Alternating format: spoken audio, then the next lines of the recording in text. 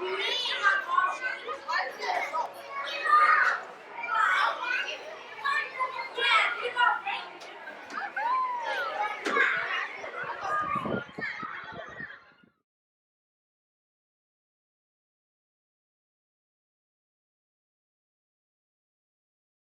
Houston Zoo was founded in 1922 with the donation of a bison named Earl.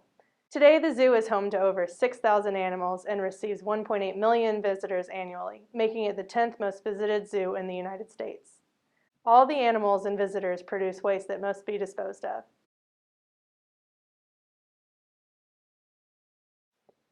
The zoo has many types of animals: herbivores, carnivores, and omnivores. In the zoo, the animals feed, play, sleep, and they defecate. With the number of animals in the zoo, it's not surprising that the amount of zoo waste is abundant. The zoo has to manage as much as 1 ton of dung every day. On top of that, there are trash, recyclables, and food waste from zoo visitors and staff. In addition, the zoo handles waste sorting where the waste management trucks pick the sorted trash out. Currently, most waste from the zoo are not sorted extensively, but thrown into the 30-yard trash bin, which directly sends to the landfill. With the amount of trash and type of trash to sort out, the easiest and most convenient way is to send all the waste to landfills. The zoo has had a focus for sustainability, where they have a 40-yard cardboard compactor, recycling bins, and a 30-yard composting area. In our mission for minimizing costs and optimizing sustainability, we aim to improve the waste management program within the zoo. Therefore, our objectives are as follows. First, to reduce waste management costs. Second, to optimize facility layout. And thirdly, to educate zoo staff and visitors.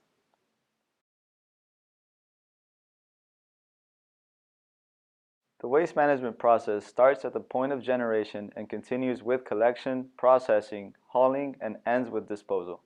Waste from the zoo can be broken down into 4 categories: trash, animal waste, recyclables, and compost. The current practice is to send trash and animal waste to the landfill, while recyclables and compost are sent to secondary facilities. The waste sent to the landfill constitutes over 90% of the total waste management cost. A more effective sorting system can drastically reduce the amount of waste being sent to landfill.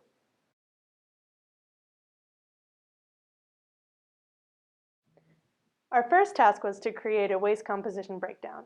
We went to the zoo to observe the 4-yard dumpster collection process, specifically focusing on the time spent between pickups, the fullness of each dumpster, and the types of waste collected.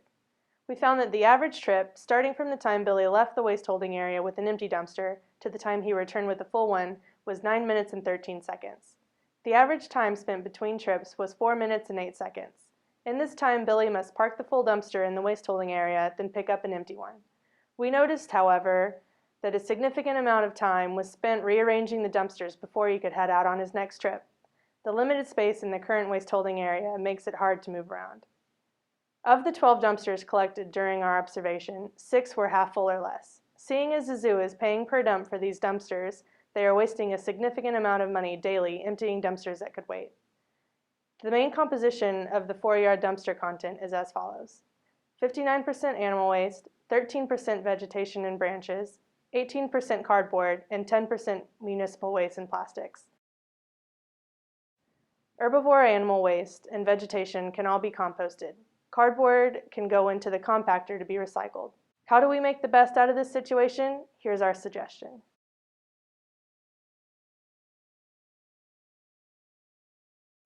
When realized that these tons of waste is sent to landfills, we looked into other options to optimize the waste management operation.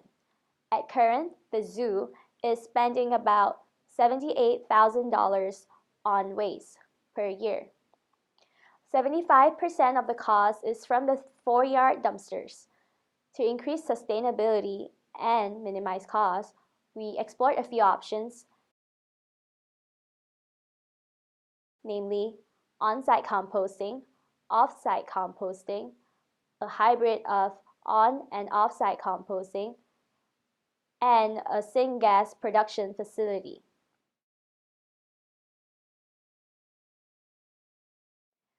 We're recommending a hybrid method for this project. The current 20-yard basic composting area can be relinquished and be added to our recommended on-site and off-site composting.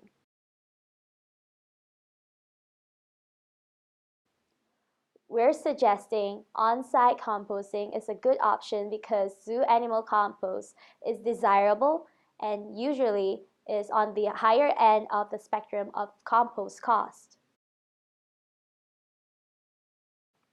A cubic feet bag costs about $29 versus the normal compost, which is about $15.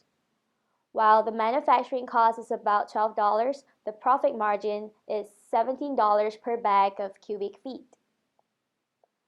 The Earthflow 20 composting system from Green Mountain Technologies is an award-winning in-vessel system, which is capable of composting 1,400 pounds per day.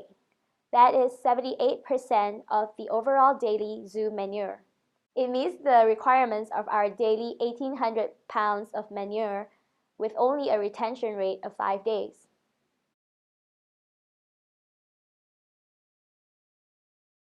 For the rest of the 22%, the zoo can send it off for off-site composting with its existing composting partner, Living Earth.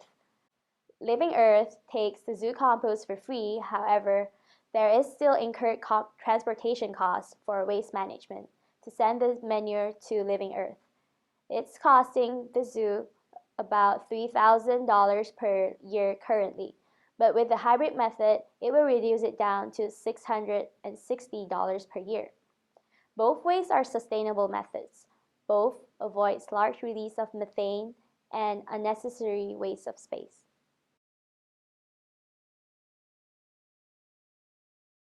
The zoo's current waste management area is shared with a parking lot, a bulk storage area, a few portable buildings, and even a pen containing prairie chickens. Within the waste holding area are one 40 cubic yard dumpster, one 40 cubic yard cardboard compactor, one 30 cubic yard dumpster for compost, one 8 cubic yard dumpster for recyclables, a number of 4-yard dumpsters from animal departments, and a variety of bulk material storage bins.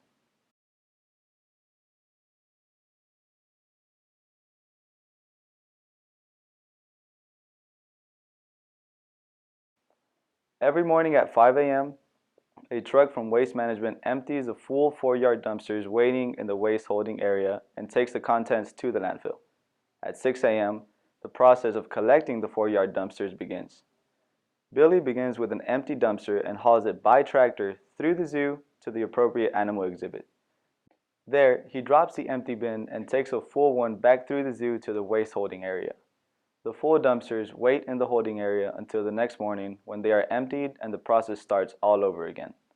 On an average day, about 12 4-yard dumpsters are collected, and up to 15 dumpsters can be collected on weekends and holidays. These dumpsters contain a mixture of waste material including trash bags from the guest waste bins, cardboard, plastics, animal feces, used bedding material, uneaten vegetable scraps, and grass and tree clippings. If sorted properly, most of this material can avoid going to the landfill. Cardboard and plastics can be recycled, while almost all of the organic material, including herbivore animal waste, is able to be composted. Currently, the only materials being composted come from the horticulture department. These materials include leaves, grass clippings, branches, and other plant scraps from around the zoo, not including waste from inside the animal exhibits. The major benefit of moving the waste area include increasing space for parking and decreasing the amount of time required to collect the waste in the morning. Going into the project, we knew space was a premium for the zoo and demand for parking would be increasing soon. Keeping this in mind, the top priority was given to optimizing the waste area to fit in a more compact space. The result is an increase in the available parking area to help accommodate future needs. We observed that there was wasted time associated with the current design. The 4-yard dumpsters are not arranged in a smart layout, and the tractor spends time rearranging to allow for easy access. With an improved layout that allows for quick pull-in and pull-out parking of the dumpsters, Time can be saved in the morning, eliminating the risk of certain dumpsters being left for the next day. Our new recommended layout incorporates a reorganization of the current layout. The portable buildings are being moved to the old facilities bin location. This was chosen because the facilities bins are located on a curb that is problematic for the material handling equipment. Moving the portables to this location is the only feasible way to increase the space for parking. The marquee feature of the recommended layout is the new waste management area. Around the western and southern edges are the new combined bins. These bins will be built to the zoo's current specification of 11 feet wide by 12 feet deep. By combining the horticulture bins with the facilities bins, this eliminates the material gathering time and allows the two departments to quickly see the available material. The northernmost point of the western side is where the composting area will be located. Allowable space is given for the waste management vehicles to access and empty the compost dumpster. To the easternmost point of the southern side is where the current 40-yard trash dumpster and cardboard compactor will be moved. A concrete slab should be poured due to the large weight of both containers next to each other. The compactor will also need correct electrical wiring. As with the compost, allowable space for the waste management vehicles to access the containers will be given. Located in the middle of the new setup is the 4-yard dumpsters. Due to their locations being in constant motion, they require the most portability and ease of access with a tractor. To speed up the trash picking time, the dumpsters will be parked back to back like a parking lot for cars in 2 rows of 8 for a total of 16 spaces. To begin, the tractor will hitch up with an empty dumpster, tow it to the correct location, switch out for the full dumpster, and park the full dumpster in the empty space where the empty dumpster was first located.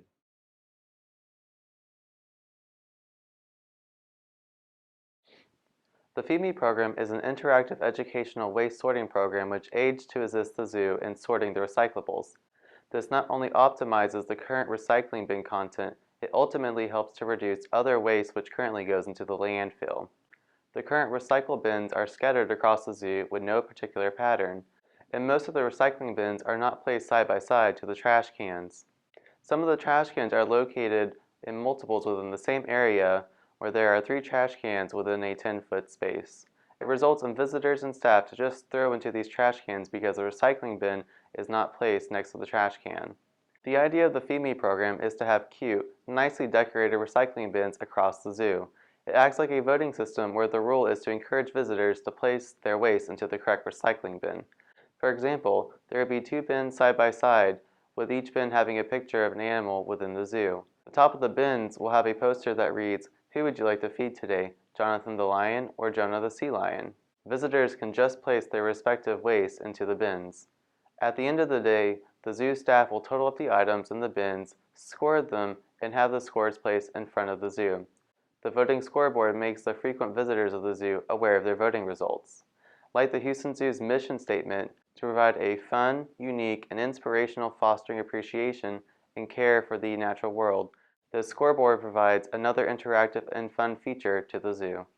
By expanding the zoo's composting initiative, designing a more efficient waste area layout, and implementing the Feed Me program, we have achieved our objectives of reducing cost, optimizing the available facilities, and improving sorting and recycling efforts.